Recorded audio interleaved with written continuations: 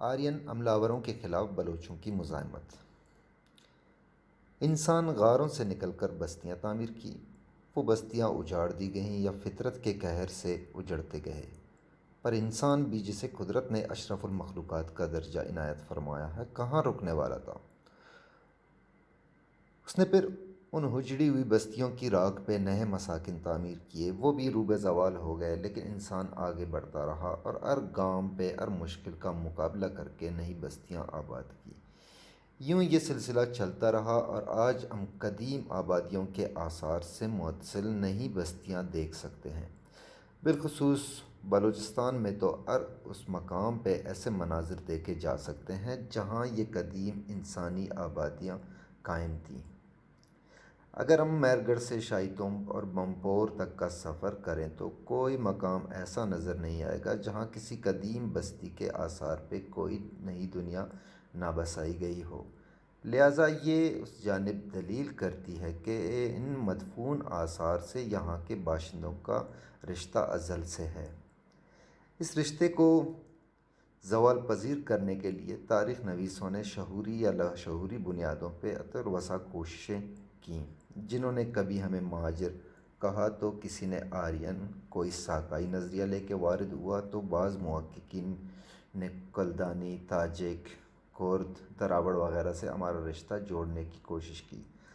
اگر باریک بینی سے مشاہدہ کرنے کے ساتھ ساتھ بلوچستان کا طواف بھی کیا جائے تو یہ حقیقت افشاں ہوگی کہ وہ سارے تاریخ نویس جنہوں نے بلوچ قوم کا رشتہ غیروں سے جوڑنے کی کوشش کی وہ لغو نظریات کے سوا اور کچھ نہیں۔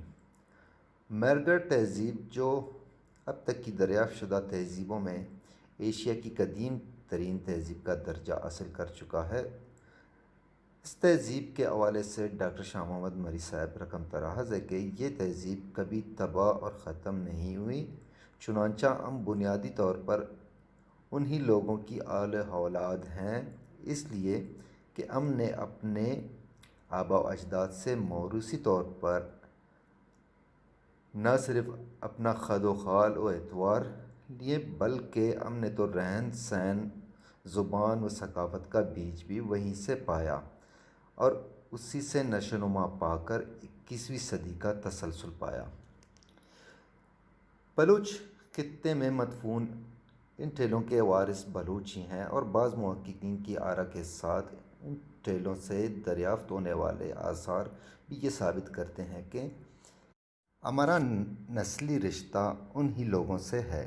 اس حوالے سے انسائکلوپیڈیا تاریخ عالم کے مطابق ان چیزوں سے ابتدائی دور کے لوگوں کے مادی اور معاشرتی حالات بخوبی معلوم ہو جاتے ہیں۔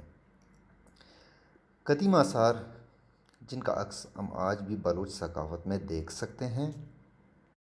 یہ سرزمین جس سے ہمارا ازل کا رشتہ ہے وہ ایک ایسی دورہ پہ قائم ہے جو شمالاً، جنوباً، مشرق و مغرب یعنی ہر سمت سے آنے اور جانے والے اس خاک کی زیارت کرتے ہیں۔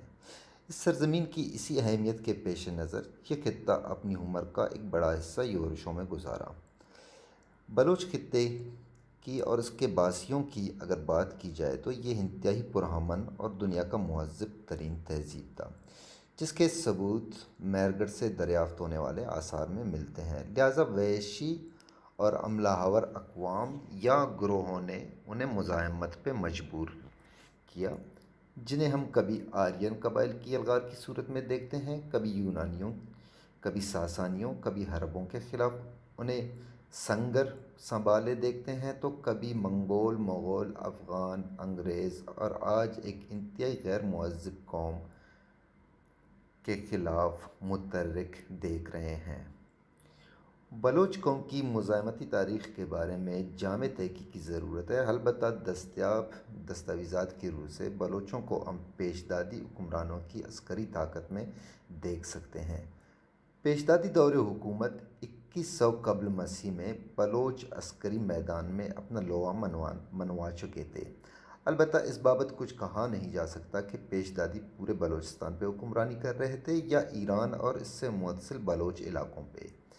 یہاں یہ بات قابل ذکر ہے کہ بعض دانشوروں کا یہ خیال ہے کہ بلوچ کالدین یا چالدین نسل سے تعلق رکھتے ہیں۔ اس حوالے سے سب سے پہلا مفسر پروفیسر راولنس تھا جنہوں نے بلوچوں کو کالدین کہا۔ اس حوالے سے ڈاکٹر عنایت اللہ بلوچ اپنی کتاب the problems of greater Balochistan میں پروفیسر راولنس کے الفاظ کو اس طرح بیان کرتا ہے کہ بلوچ کا ماخذ بلوس جو بابل کا بادشاہ تھا جسے نمرود کہا جاتا تھا، وہ چالدین سلطنت کا بانی تھا۔ اس نے تقریباً 2400 قبل مسیح میں حکومت کی اور بابل کا شہر تعمیر کیا۔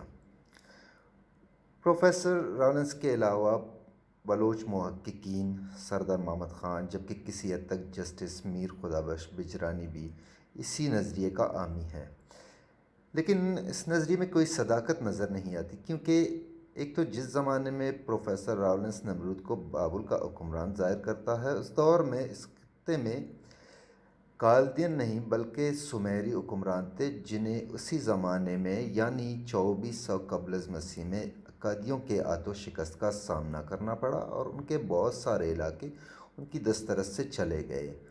پروفیسر راولنس کا نظریہ اس لیے بھی ایک افسانوی داستان سے زیادہ اور کچھ نہیں کہ 2100 قبل از مسیح میں بلوچ ایرانی حاکمین یعنی پیشدادیوں کے فوج میں اہم مقام رکھتے تھے۔ اس کے علاوہ بلوچستان سے ملنے والے آثار جو ایشیا کی کسی بھی تہذیب سے قدیم تر ہیں، جن میں ہمیں بلوچی ثقافت کا عنصر ہی دکھائی دیتا ہے۔ ایک اور اہم نکتہ کہ اس دور میں کالدین نہیں بلکہ سومیری اس خطے کے حاکم تھے جنہیں اس زمانے میں اکادیوں کے ہاتھوں شکست کا سامنا کرنا پڑا۔ بہرحال آتے ہیں موضوع کی جانب۔ پیشدادی جنہیں بعض دانشور اولین زمانے کے آرین خیال کرتے ہیں، جن کا ایران میں حکمرانی کی ابتدا کا زمانہ 2100 قبل مسیح بتایا جاتا ہے اور 600 سال تک وہ اس خطے پہ حاکمیت کرتے رہے۔ پیشدادیوں کی حکمرانی کے 600 سال بعد 1500 قبل مسیح میں اس خطے پہ بحر ارکانیہ کے راستے آرین قبائل یلغار کرتے ہیں۔ چونکہ آرین حملہ آوروں کا ایران میں داخل ہونے کی راہ کیسپین یا ہرکانیہ تھا، جہاں ہرکانی قبائل یا کاسپین قبائل آباد تھے، جن کا تذکرہ بابائے تاریخ ہیروڈوٹس کی 7ویں کتاب میں بھی موجود ہے۔ آرین حملہ آوروں کے سامنے سب سے پہلے ہرکانی قبائل آئے، لہٰذا ان قبائل نے حملہ آوروں کی راہ روکنے کی اتلوسع کوشش کی اور ایک طویل عرصے تک انہیں روکے رکھا۔ ہیروڈوٹس نے اپنی کتاب معاد آرین قبائل کی حکمرانی کے زوال کے غالباً 100 سال بعد تحریر کیا ہے، اسی لیے شاید انہیں کاسپین کے ساتھ ساتھ ہرکانی بھی کہتا ہے، یا ہرکانی شاید اس دور میں بلوچ خطے کے دیگر علاقوں میں آباد ہو چکے تھے اور انہوں نے خود کو ہرکانی کہنا شروع کیا تھا۔ آرین حملہ آوروں سے بلوچوں کی یہ جنگ شاید بلوچ تاریخ میں کسی بھی حملہ آور کے خلاف تاریخ کی طویل ترین مزاحمت تھی، جس کا دورانیہ 700 سے 800 سال بتایا جاتا ہے۔